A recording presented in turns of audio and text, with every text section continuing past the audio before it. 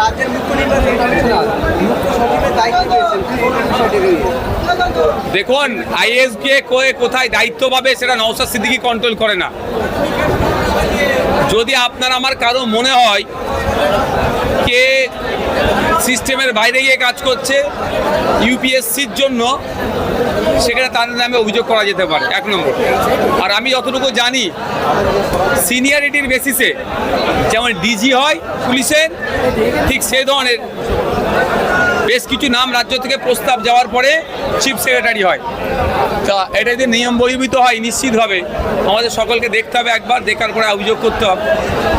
তবে যেভাবে এখনো নির্বাচন প্রক্রিয়া শেষ হলো না, এখন এক জায়গায় নির্বাচন বাকি আছে, তারপরে যেভাবে শেষ হওয়ার আগেই সিইও থেকে সিএস হয়ে গেল, এটা একটা সন্দেহ থেকে যাচ্ছে।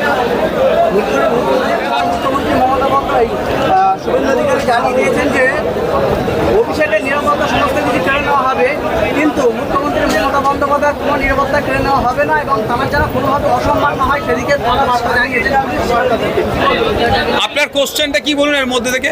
আমিও তো এটা জানি। কোশ্চেন কি? আপনি এখান থেকে কোশ্চেন কি করতে চাইছেন বলে? প্রশ্ন হলো, একদিকে অভিষেক বন্দ্যোপাধ্যায়ের নিরাপত্তা সমস্ত কিছু কেড়ে নেওয়া হয়েছে, অথচ মুখ্যমন্ত্রী বেলায় তার কি দলাযুদ্ধ উঠেছে, এই প্রশ্নটা এটা না। দেখুন, আমরা যুক্তরাষ্ট্রীয় পরিকাঠামোতে আছি, প্রত্যেকের রেসপেক্ট আছে। ফরমার চিফ মিনিস্টারের যে ক্যাটাগরি সিকিউরিটি প্রোভাইড করা দরকার তাকে সে প্রোভাইড করতে হবে। নওশাদ সিদ্দিকী এমএলএ হিসাবে যে নিরাপত্তা পাওয়ার দরকার সেটা কিন্তু মমতা ব্যানার্জি দেয়নি, ফলে কোর্টে গিয়ে নিতে হয়েছে। দ্বিতীয় কথা, একজন এমপি হিসাবে যে নিরাপত্তা পাওয়া দরকার সেটা তাকে দিতেই হবে। অভিষেক বাবুর ক্ষেত্রে সেটা হয়েছে। এবার পুরাতন একটা রাগ আছে, আমি আপনি সবাই জানেন, ওপেন সিক্রেট, যে অভিষেক বাবুর সাথে শুভেন্দু অধিকারী একটা পুরাতন আজকি আছে। এই সুযোগ তিনি পেয়েছেন, কাজে লাগাচ্ছে। এটাও অভিযোগ ছিল শুভেন্দু বাবুকে নাকি দীর্ঘক্ষণ কলকাতাতে সিগন্যালে দাঁড় করিয়ে রেখে দিত, তখন ওরা সুযোগ পেত। তবে এই রাজনীতিতে আমি নাই। আমি এতটুকু শুধু বলতে চাই যে সংবিধান প্রদত্ত যে অধিকারগুলো আছে সুনিশ্চিত করা, অভিষেকবাবু মমতা ব্যানার্জি নয়, পশ্চিমবাংলার প্রতিটা নাগরিক যাতে নিরাপদে থাকে সেটা দেখার দায়িত্ব বর্তমান মুখ্যমন্ত্রী শুভেন্দু অধিকারী মহাশয়ের। সুতরাং কার নিরাপত্তা কমলো, কার নিরাপত্তা সেম থাকলো, কার নিরাপত্তা বাড়লো তা বিবেচ্য নয়। বিবেচনার মধ্যে থাকবে প্রত্যেকটা নাগরিক যেন নিরাপদে থাকে। বলছি, ক্যানিংপুরের মাটিতে যে আইএসএফ টানা 15 বছর ধরে তাদের ফ্ল্যাগ মারতে যথেষ্টভাবে ব্যর্থ হয়েছে, সেখানে দাঁড়িয়ে বিজেপি ক্ষমতা এসে আবার একই গল্প যে ক্যানিংপুরের মাটিতে বিজেপির দলীয় পতাকা ছাড়া অন্য কোনো দলীয় পতাকা না যেন সেখানে প্রতিষ্ঠিত হয়, কি বলবেন? সবার প্রশ্নের উত্তর দিতে হবে। এখন নেতা সাজছে তো নাম কামাতে হবে, এই জন্য একটা দুটো কথা বলতে হবে, ভাইরাল হতে হবে, বড় নেতা হওয়ার শখ দেখেছে। এতটুকু শুধু বলতে চাই, আইনের ঊর্ধ্বে কেউ নয়, সে বিজেপি হোক আর তৃণমূল হোক আর যে কেউ। পশ্চিমবাংলার বিভিন্ন জায়গায় আইএসএফের পতাকা আস্তে আস্তে উঠতে শুরু করেছে, আগামী দিনে উঠবে। বাংলা পক্ষ গর্ব চট্টোপাধ্যায় কী কারণে হয়েছে ভাই? ইভিএম নিয়ে বিতর্কিত মন্তব্য করেছে। ইভিএম নিয়ে এটা যেটা শোনা যাচ্ছে, ইভিএম নিয়ে বিতর্কিত মন্তব্য করার জন্য নাকি গ্রেফতার করেছে। আবার শুনছি তার বাড়িতে নাকি 24 রাউন্ড কার্তুজ পাওয়া গেছে। এটাও শুনছি তার নাকি ওটা সিকিউরিটির ছিল, সেই সিকিউরিটির কার্তুজ। এখন প্রতিহিংসা পরায়ণভাবে যদি কাকে গ্রেফতার করা হয়, আমি এর চরম বিরোধী করব। কারণ মানুষের মতামতের স্বাধীনতা আছে। ইভিএম নিয়ে যদি কেউ বলে, কারো যদি রাগ হয়, সেজন্য অন্যায়ভাবে তাকে ফাঁসিয়ে যদি গ্রেফতার করে, আমি তার বিরুদ্ধে।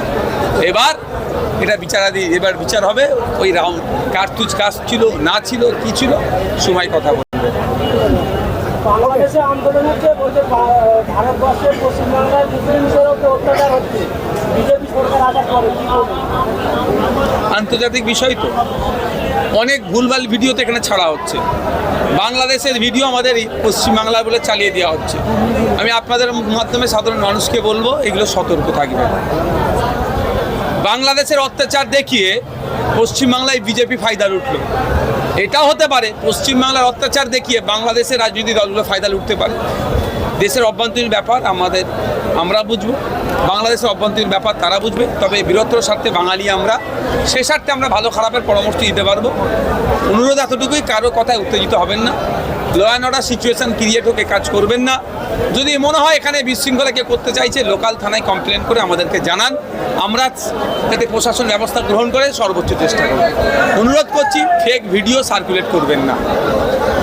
বিজেপি সরকার আসার পরে অনেকে আতঙ্কিত আছে, বলা হচ্ছে যে রাস্তায় নামাজ পড়বেন না।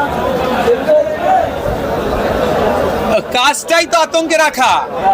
আজকে সরকার সাহেবরা ভাঙড় সহ ক্যানিংয়ের মানুষকে আতঙ্কে রেখেছিল। মানুষ কি কম আছে? এই এদের কাজটা হচ্ছে আতঙ্কে রাখা। যে কে কি বলছে পাত্তা দেওয়ার দরকার নেই, এতটুকু মনে রাখবেন সংবিধান আছে, আর্টিকেল বলছে, সংবিধানের আর্টিকেলে উল্লেখ আছে আপনি আপনার ধর্ম পালন করতে পারবেন, ধর্মকে পালাতে পারবেন, ধর্ম প্রচার করতে পারবেন, ধর্মের প্রসার করতে পারবেন, কারো কথাই পাত্তা দেওয়ার দরকার নেই। আতঙ্কিত তারা বেশি হচ্ছে যারা মেরে লুটে খেয়ে রেখে দিয়েছে। আর একটা বিষয় ভাইজান, সামনে যেহেতু কুরবানি ঈদ, সেক্ষেত্রে মানুষ অনেক বিভ্রান্ত হচ্ছে। কি বলবো আমি, 80টা এমএলএ দিয়ে রেখেছে যাদেরকে, তাদেরকে জিজ্ঞাসা করেন না। আমাদেরকে একটাই তো ভাঙড়ের বীরেরা দিয়েছে, একটাই। সব নৌসাদ বলবে তাহলে 80টা তাদেরকে বিধায়ক কেন দিল? বারবার বলেছিলাম বিজেপিকে দিয়ে তৃণমূলকে আটকানো যায় না। এই 80টা জিতে আজকে বাম আইএসএফ এর হতো, এই 500টাই করতে লাগতো না। তারপরেও বলবো দেশের আইন বিচার ব্যবস্থা আছে, অহেতুক কেউ ভয় খাবেন না, ঘাবড়ে যাবেন না। ঘাবড়ানো করছে তৃণমূলের একটা অংশ, যারা মেরে লুটপাট করে খেয়েছে, তারা মানুষকে আরো বেশি ঘাবড়ে দেওয়ার চেষ্টা করছে। কোনো জায়গায় যদি মনে করেন কোনো অপ্রীতিকর ঘটনা ঘটাতে পারে, প্রশাসনকে জানান, আমাদেরকে জানান, আমরা আমাদের সর্বোচ্চ দিয়ে সেগুলোকে আটকাবো। ধর্মীয় অনুষ্ঠান হবে, বিগত দিন ধরে হয়ে আসছে, আগামী দিন ধরে হবে, আগামীতেও হবে, কেউ আটকাতে পারবে না। Thank you.